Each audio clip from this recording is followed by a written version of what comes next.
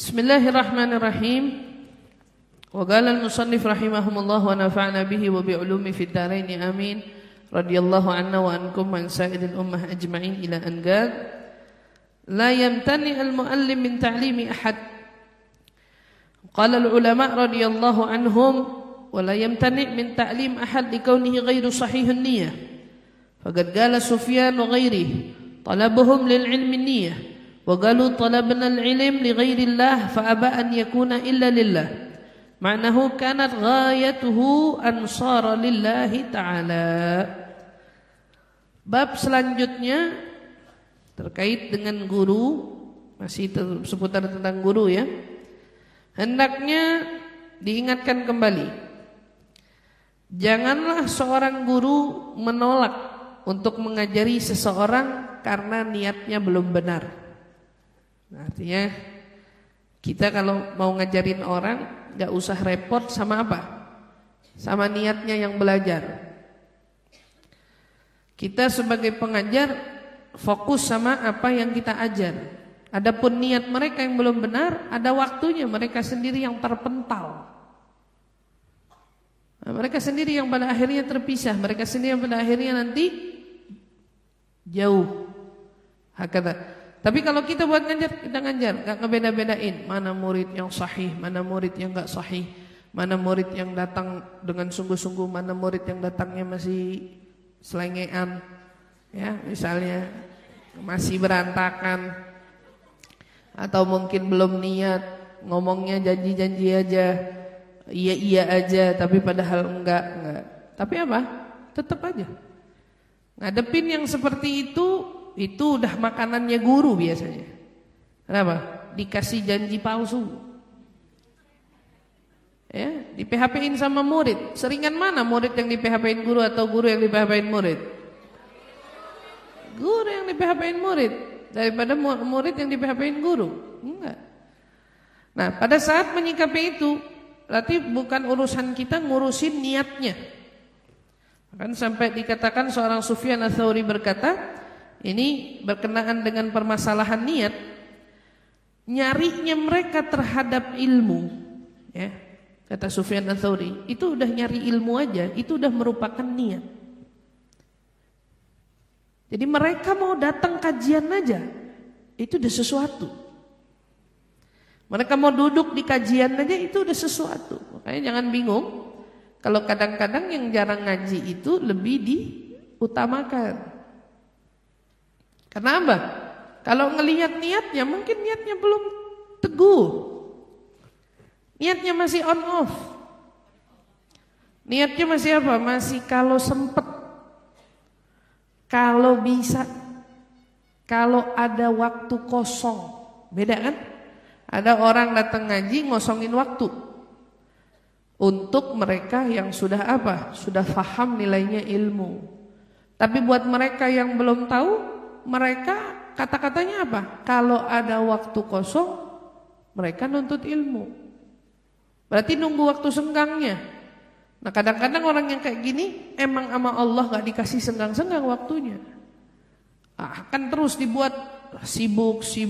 Nah, pada saat mereka itu kemudian datang, ya, mau hadir kajian, mau apa, tugasnya kita tidak memperdulikan, ini orang jarang ngaji, ini orang enggak, harus lebih diutamakan. Terbalik. Intinya apa? Kita melihat semuanya dari sudut pandang baiknya aja. Ini dia udah mau ngaji aja udah alhamdulillah. Kan bukankah ada suatu kisah ya? Ada tabligh akbar, seorang tokoh ulama pada masa itu yang terkemuka, buat acara yang sangat besar untuk bikin apa? Tabligh akbar di negara yang sifatnya Islam itu minoritas. Maka saat itu acaranya dibuka terbuka, gitu ya. Acaranya dibuka terbuka, tidak ada keharusan Islam ataupun non Islam, gitu ya. Tapi yang penting pakai baju yang sopan, baju yang rapi. Singkat cerita, acara mau digelar, satu persatu orang datang. Salah satu penyelenggara acara tersebut, ini panitianya berarti kan, panitianya kedatangan orang yang mau datang, mau hadir, tapi bajunya nggak sopan. Bajunya nggak sopan. Ya. Salah satu panitia itu menahan, kayaknya kamu nggak boleh masuk. Kamu nggak boleh masuk gitu. Diingetin sama temannya, udah biarin aja dia masuk. Enggak, ini masa mau hadir ke sini bajunya begini, pakaiannya nggak sopan dan seterusnya gitu. Intinya ditahan lah walhasil. Tapi teman yang satu berhasil meyakinkan gitu, nggak apa-apa, udah biarin aja masuk. Ya udah, kita berserah sama Allah atas apa yang diperbuatnya. Yang penting kalau emang dia mau cari kebaikan, ya udah biarin masuk. Masuk di tengah acara sedang berlangsung, subhanallah, tiba-tiba si orang yang tidak pakai baju rapi ini, perempuan ini, ngasih pertanyaan sama ulama itu yang sedang ngasih pidato.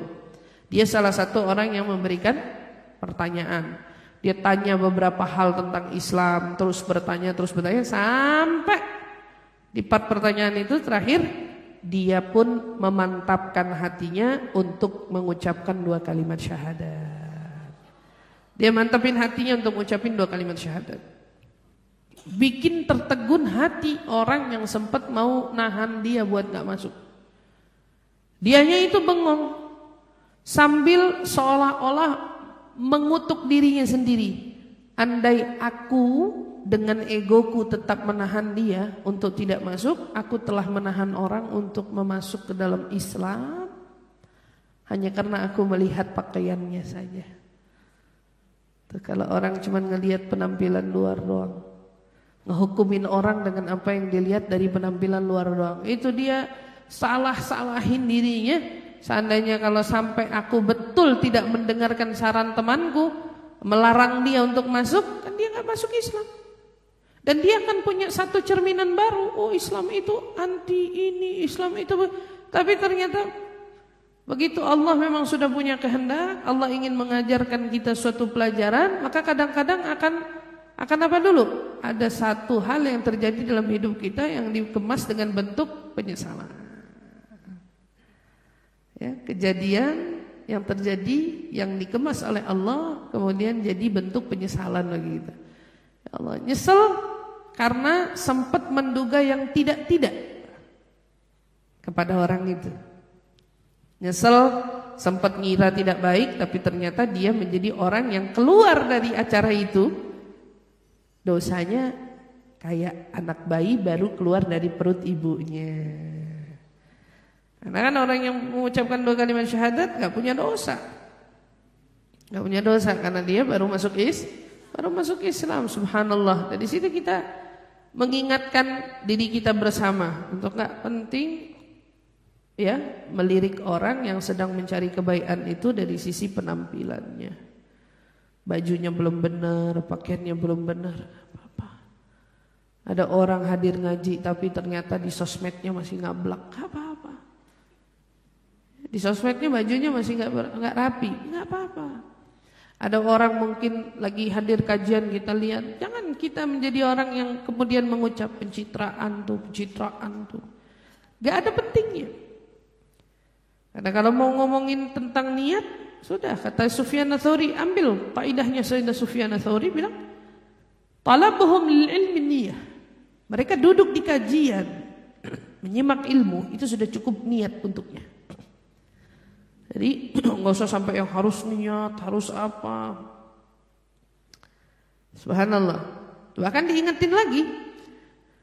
Qalu, para ulama berkata, talabana al-ilm li ghairillah, fa aba an yakuna illa lillah.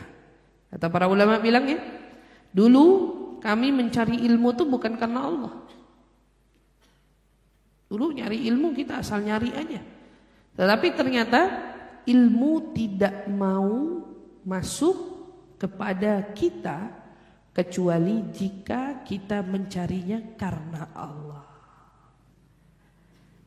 Jadi kalau ada orang yang ilmunya nyantel berarti ada ketulusan di hatinya. Makanya Allah nyantelin ilmunya, karena ilmu gak bakal mau masuk kecuali orang itu mencarinya lillah. Mencarinya lillah. Jadi seseorang boleh jadi mikir kita nyari ilmu nih bukan karena Allah, ya. Tapi lihat, fa'aba an yakuna illa lillah. Maka kalau ada orang belajar tapi nggak dapat ilmunya, nggak faham, jawabannya ada di mana? Niatnya, ya. Berarti niatnya belum benar. Makanya ilmunya diajarin berulang-ulang, berkali-kali, hadir kajian kesana sini, nggak ada yang nyantel ilmunya. Gak ada yang kedapatan sama dia. Kenapa? Karena ilmu memang tidak akan masuk kecuali untuk mereka yang mencarinya karena Allah. Itu ingetin baik-baik diri kita. Ini adalah makna yang terpenting dari mencari ilmu.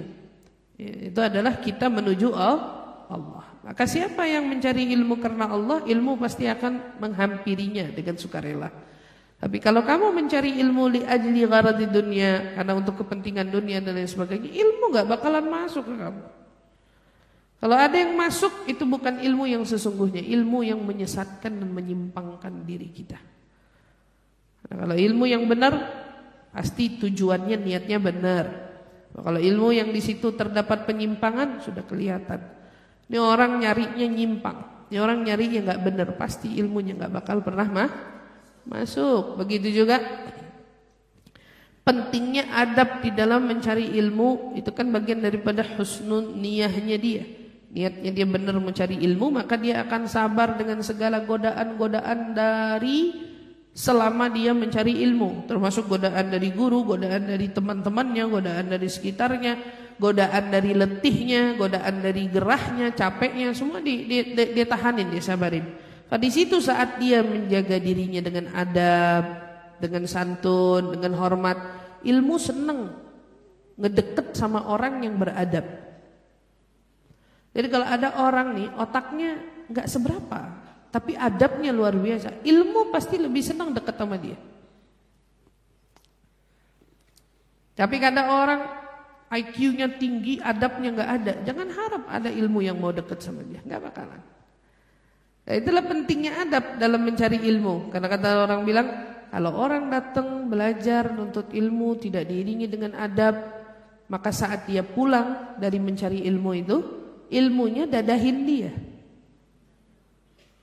Jadi dia pulang, ilmunya ketinggalan di tempat di mana dia belajar.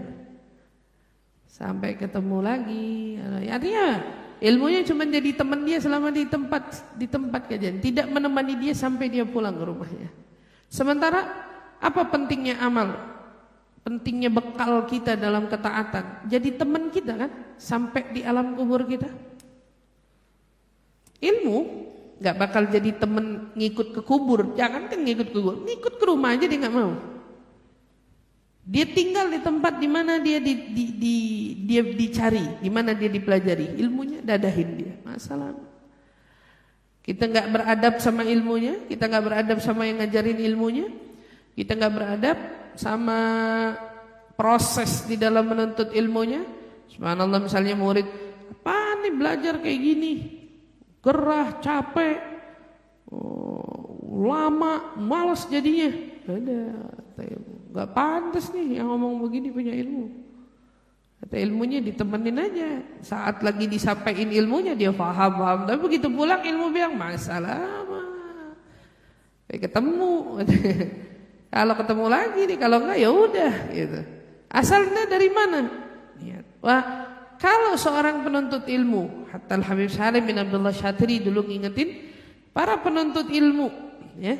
Kalau nemuin tiba-tiba ada kelemahan di dalam menuntut ilmunya, atau badannya lemes, semangatnya berkurang, giatnya berkurang, apalagi fahamnya menurun, hafalannya lemah, misalnya dia apa tuh masalahnya? Satu, khalalu finniyah, pasti niatnya salah. Karena kalau udah niatnya benar dan terus memperbaharui niat, pasti Allah Subhanahu wa taala benerin dia. Makanya kenapa kalau setiap kali belajar diingetin kita sama-sama baca nawaitu ta'allum wa ta'lim wa naf'a wal intifa. Ibu kalau enggak hafal tanya, ustazah tuh baca apa sih? Kalau nawaitu ta'allum wa ta'lim tuh sebagian ada yang baca, sebagian kagak. Yang kagak tahu tanya. itu ustazah baca doa taklim, mana doa taklimnya? Aku juga mau tahu.